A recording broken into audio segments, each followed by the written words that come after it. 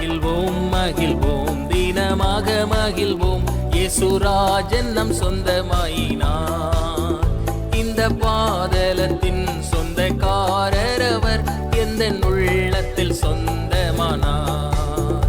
ஆனந்தமே பரமானந்தமே, இது மாபெரும் பாக்கியமே. இந்த பாதலத்தின் சொந்தக்காரர் அவர், எந்த உள்ளத்தில் சொந்தமானார்.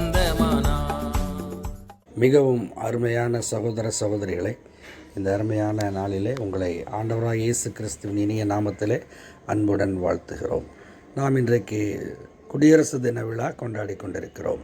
இங்கிலாந்து தேசத்தினுடைய ஆங்கிலேயர்களுடைய அடிமைத்தனத்திலிருந்து விடுதலையான பின்னர் நம் குடியரசு ஸ்தாபிக்கப்பட்டது. அடிமைத்தனத்திலிருந்து விடுதலையாக்குவதற்காக ஆண்டவராகிய இயேசு கிறிஸ்து நம்மை தேடி வந்தார். பாவத்தின் அடிமைத்தனத்தில் ஜீவித்து கொண்டிருந்த நம்மை விடுதலையாக்கி ஜீவனுள்ள தேவனுடைய பிள்ளைகளாக மாற்றுவதற்காக 2000 வருஷங்களுக்கு முன்பாக ஆண்டவர் இயேசு கிறிஸ்து இந்த உலகத்திலே மனிதனாய் தோன்றினார்.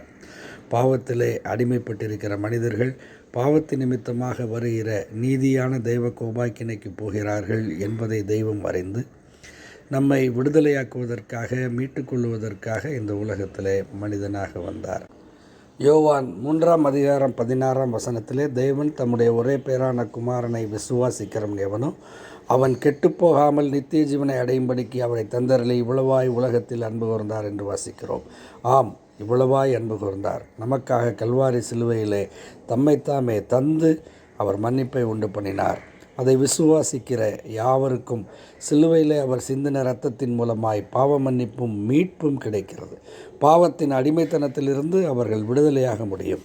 நீங்களும் அந்த மன்னிப்பை, மீட்பை, சமாதானத்தை பெற்றுக்கொள்ள தேவன் உங்களுக்கு இந்த நல்ல நாளிலே அனுக்கிரகம் செய்வாராக. அவருடைய நாமம் இன்றும் என்று மகிமைப்படுவதாக. ஆமேன்.